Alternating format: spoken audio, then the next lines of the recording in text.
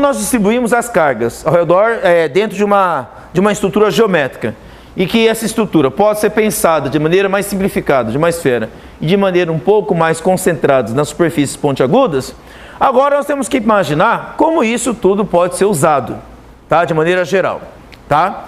De maneira geral, eu já falei para vocês um exemplo do para-raio.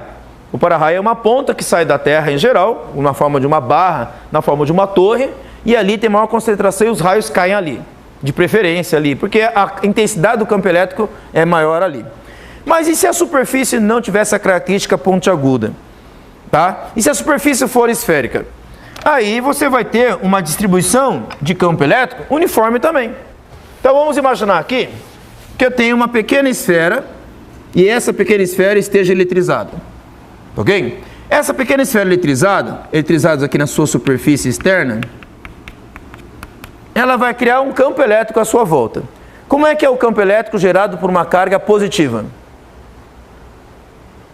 Nós já vimos isso anteriormente. Se a carga elétrica for positiva, como é que é o campo elétrico gerado por ela? Ele é divergente. Então nós temos aqui linhas de campo elétrico que divergem dessa carga. Divergem dela aqui, ó.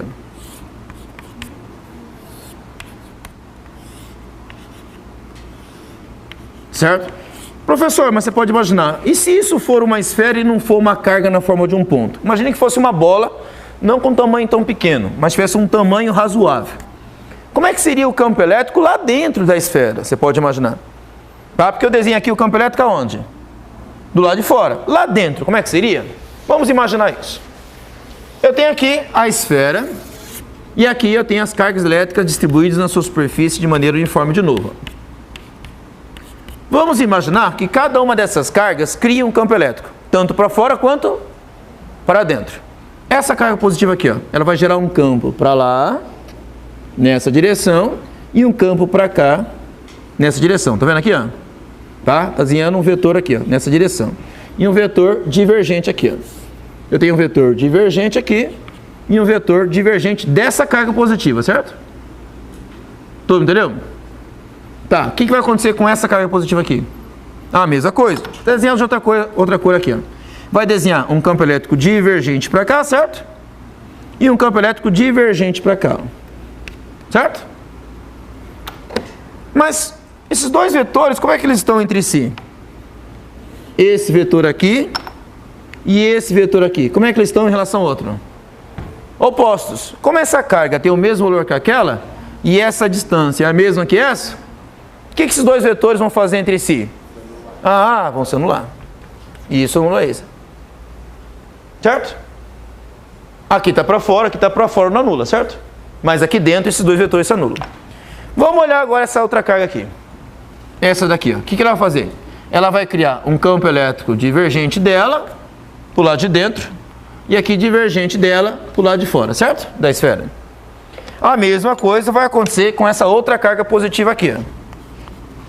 Vai criar um campo elétrico divergente dela para o lado de dentro da esfera e divergente dela para o lado de fora da esfera. De novo, para o lado de dentro, o que esses dois vetores vão fazer? Se anular de novo. Ok? Tá, e agora essa carga aqui? O que ela vai fazer? Mesma coisa, divergir dela para o lado de dentro da esfera, divergir dela para o lado de fora da esfera, certo? Essa outra aqui, o que ela vai fazer? Mesma coisa, divergir dela para o lado de dentro, divergir dela para o lado de fora. O que essa aqui faz com essa? Se anula de novo. Então o que você está percebendo que está acontecendo dentro da esfera? Todos os vetores campos elétricos das cargas distribuídas na superfície estão fazendo o que entre si? Se anulando. Então no final, aqui dentro, o campo elétrico resultante lá dentro será igual a quanto? Zero. Isso quer dizer que se eu tiver um condutor esférico metálico e ele estiver eletrizado, mesmo estando eletrizado na superfície, dentro da esfera o campo elétrico é nulo. Certo? Estou repetindo, o campo elétrico lá dentro é zero. Tá, professor, e se a superfície não fosse esférica? Ela fosse um formato triangulado como esse? Tá? A diferença é que a distribuição não seria uniforme, certo? Não seria uniforme em toda a superfície. Mas haveria alguma simetria aqui também? Há ou não há? De qualquer forma, são cargas se repelindo. Existe uma simetria, só não é esférica. Mas lá dentro, de qualquer forma, o que aconteceria com o campo elétrico? Iria se anular. Da mesma forma aqui. Eu vou desenhar um vetor para cá, outro vetor para cá, esse aqui para cá, esse aqui para cá. O que vai acontecer com eles? Eles vão se anulando. Dentro do condutor, no final, o que vai acontecer com o campo elétrico lá dentro? Vai dar zero. Então, não importa o formato do condutor, dentro dele, o campo elétrico sempre será igual a zero. Tá? Então, podemos escrever assim, ó, de maneira geral. Tá? Agora, nos condutores elétricos, o campo elétrico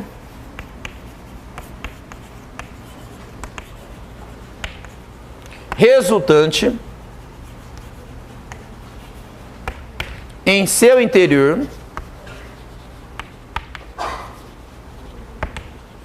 é nulo.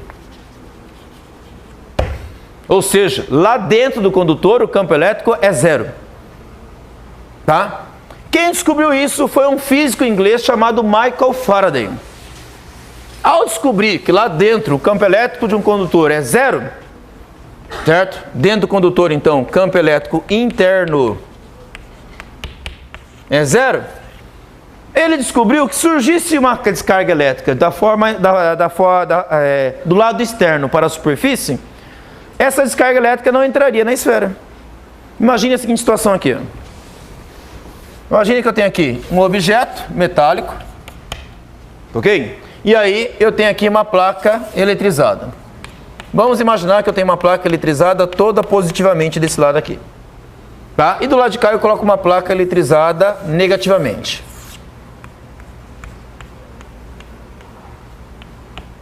Olha o que o Michael Faraday imaginou. Surge um campo elétrico que vai de onde para onde? Do positivo diverge e converge para onde? Para o negativo. Então vai ter um campo elétrico que faz isso. Ó. Que vai de onde para onde? Do positivo ao negativo. Do positivo para o negativo, certo? Mas vamos olhar para esse condutor aqui. Vamos imaginar que inicialmente ele seja neutro. Mas o fato dele estar neutro significa o quê? Que a quantidade de cargas positivas é igual à quantidade de cargas negativas. Só que o campo elétrico não chega no condutor aqui? Chega. Vou desenhar o campo elétrico vindo aqui, ó. Olha lá. Quando esse campo elétrico chegar no condutor, o que ele vai atrair em direção a ele ali? Cargas negativas. Uma carga negativa vem para aqui, certo? Em contraposição, do outro lado surge uma carga positiva. Por que houve esse deslocamento aqui? Ora, porque os elétrons são atraídos em direção à carga positiva, não são? Ele se move, sai daqui, vai para lá, deixa uma carga positiva sozinho aqui. Obviamente, então se aqui ficou positivo, surge um campo elétrico para cá, certo? Ok? Então aqui eu tenho uma carga negativa, aqui eu tenho uma carga positiva. Então surge um campo elétrico aqui. Bom, mas lá dentro, quanto vai ser o campo elétrico lá dentro? Bom, se você imaginar que um campo elétrico externo estava vindo daqui para cá, lá dentro não ficou positivo e negativo no lado oposto?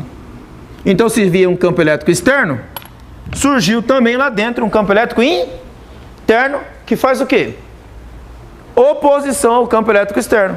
Aí surge um campo elétrico nesse sentido aqui, ó. E aí o que esse campo elétrico aqui vai fazer com esse campo elétrico aqui oposto?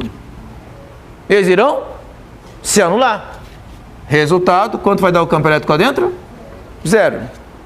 Então, à medida que o campo elétrico começa a atingir a superfície da esfera aqui, ó, do outro lado surge o campo elétrico aqui, ó.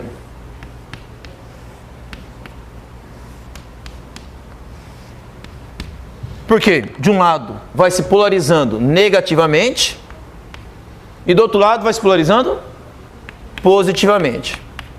Mas ele vai polarizando tanto o negativo de um lado quanto o positivo do outro para exatamente anular o campo elétrico lá dentro. Então no final, lá dentro do campo elétrico vai ser igual a zero. Esse efeito que a gente acabou de ver aqui, de produzir um campo elétrico interno no condutor igual a zero, nós chamamos isso aqui de blindagem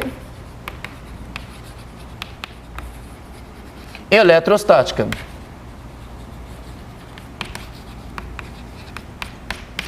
E como é que eu vou usar esse conceito? Simples. Imaginem que isso aqui seja um carro com uma carcaça metálica. E em cima de você tem uma nuvem. Debaixo de você tem a terra. Seguinte cena.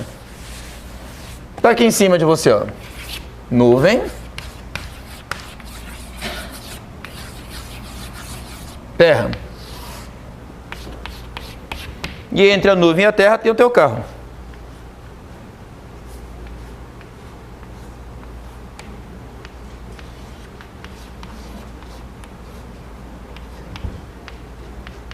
Certo? Como é que é a carcaça do teu carro? Ela é condutora ou não condutora? Condutora. Tá, o que vai começar a acontecer? Vamos imaginar que a nuvem ficou negativa na sua base. Como é que fica a superfície da Terra debaixo da nuvem? Fica positivo. Aqui vai ficando positivo. Certo? Surge o quê? Um campo elétrico, que vai de onde para onde? Positivo ou negativo. Surge aqui um campo elétrico aqui, ó. Olha o campo elétrico surgindo aqui, certo? O que vai acontecer com o carro? Ele vai polarizar. Aqui em cima começa a ficar positivo e os elétrons descem para cá, tá vendo? Pela parte de baixo do carro. Então, o que vai acontecendo com a parte de baixo do carro? Vai eletrizando negativamente. O que vai acontecendo com a parte de cima do carro? Vai acumulando cargas positivas. Mas quanto que é o campo elétrico lá dentro do carro? 0. Então vai surgir um campo elétrico daqui para o fundo do carro. Olha as linhas de campo elétrico aqui, ó. Saindo do chão, indo para onde? Para a parte de baixo do carro, né? E onde surgem as linhas depois? Da lataria de cima do carro para onde? Para a nuvem.